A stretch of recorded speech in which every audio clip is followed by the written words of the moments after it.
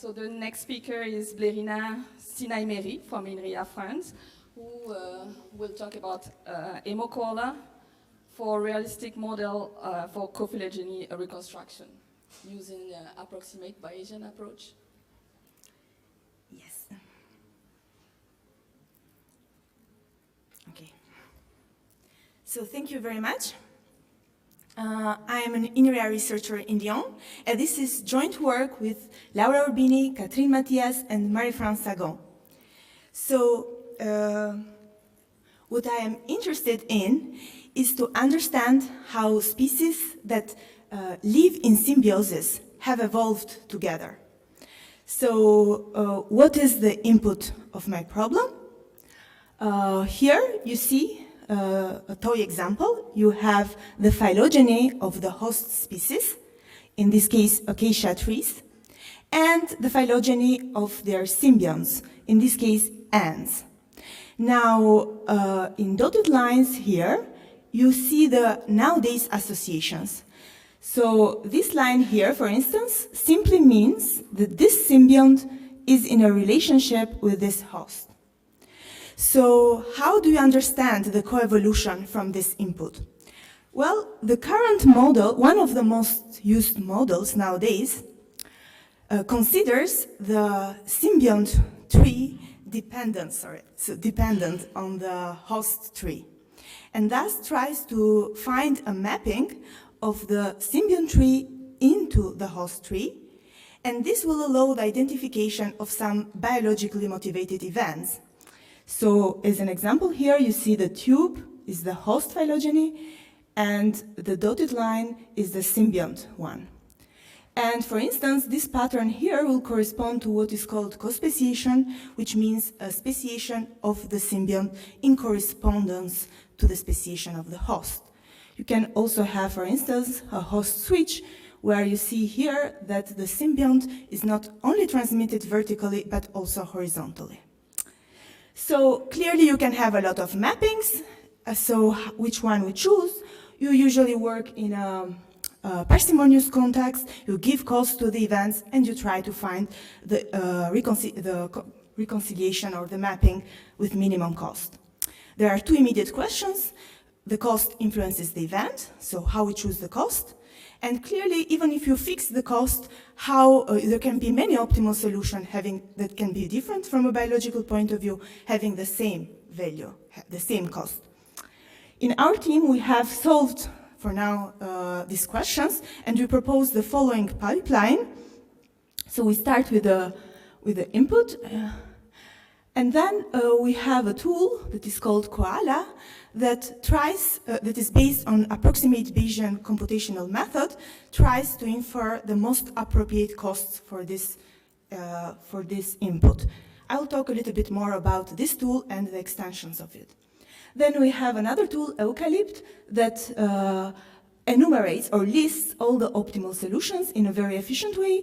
And finally, we have a visualizator, COPHY that allows you to visualize the mappings. So it looks great. However, there is a big limitation of this model. And the fact is that in all the model we used, we assume that one symbiont must be associated with exactly one host. This is only for mathematical reasons in the model, and it's not at all what happens in the reality, because for this data set, the reality is like this. So you have a lot of what we call multiple associations. It's not easy to introduce, to take care or to get rid of this constraint, and because this will require the introduction of other biologically motivated events. So for now, what we did is we considered these associations this multiplicity coming from two biological events that are called spreads. So for example, you have a vertical spread, which means that a symbiont that is associated to a host is also associated with the descendants of it. And the horizontal spread, just imagine it as two vertical spreads with a host shift. We have introduced for now these associations, these events in the tool Koala that estimates the cost. So we propose the tool AmoCoala that will be in a couple of weeks available in the same website of Koala. And just briefly, the idea of this tool is the following. We have now our parameters, so that main idea is the following. We have the cost of an event is inversely related to the probability that this event happens. So it's sufficient to estimate the probabilities. So here you have the probabilities of the classical events, co-speciation, duplication, switch, and loss. And these are parameters that are going to be inferred from the ABC method. And here you have the probabilities of vertical spread and horizontal spread, and these are going to be inferred directly from the topology of the trees and their associations. Then we rely on an algorithm that takes on these 6 probabilities, and the host tree simulates the evolution of the symbiont in the following the host according to these probabilities. So then we have a distance metric in order to compare the simulated tree to the real one, and this will determine somehow the quality of the vector. The best vectors will be able to generate trees that are very near to the real one. Finally, we use a Markov chain Monte Carlo approach to keep the best vectors through the rounds. So I would just want to, we tested, we did a lot of different experiments, but just I want to give you a toy example, like a proof of concept. So here you have the same data set that I started with, which is the acacia trees and the ants. And here we have the results using Koala and AmoCoala. Now with Koala, we cannot use the real data set, the whole as it is, because it doesn't allow multiple associations, so we have to use the reduced form of it. And with AmoCoala on the other side, we can use the full of it. Here you see, I don't know if you see, but if not, there's the poster after. But here you have the probabilities of each of the events, of the 4 events, and here you have the frequency of how many, so the frequency of these events in the vectors that were accepted by the last round in AmoCoala and Koala. So which one of the results are very different, so it makes a difference if you consider the whole data set or not, so this is clear. However, which one is more realistic? Well, actually this data set is considered in literature as a typical example of mutualism. So you expect a higher degree of co-speciation, which is a sign, kind of indication of coevolution. And you see here that you have this in AmoCoala. So I will just want to conclude that there are a lot of open problems in this work. And in particular, what we are the first one is, okay, how can we design better metrics to compare the symbiont trees? This is crucial because actually the quality of the vector will depend on the metric you use.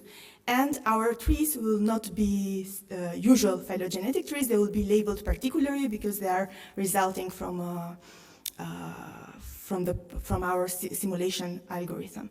So this is the thing that I will not talk about. So anyway, if you want to know more about all of this and open questions and discussions, please come tonight at the poster K10. So thank you very much.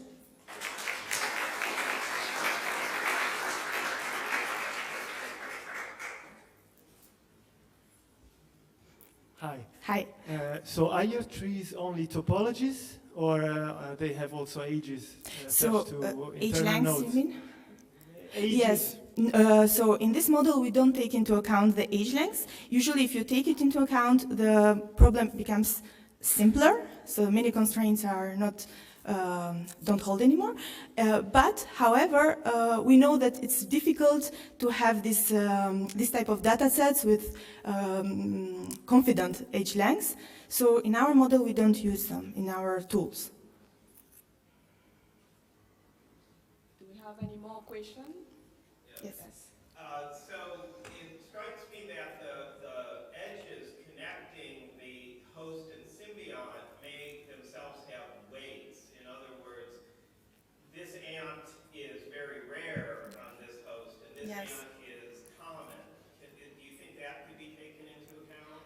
Yes, I think it's a very interesting question, and it should be taken into account because it will depend, but it will mean that we'll have to go in a population level of how much this symbiont is present in this population. I think we didn't still start in this direction, but the tools can be straightforward, generalized to take into consideration this. Okay, let us thank the speaker again. Thank you.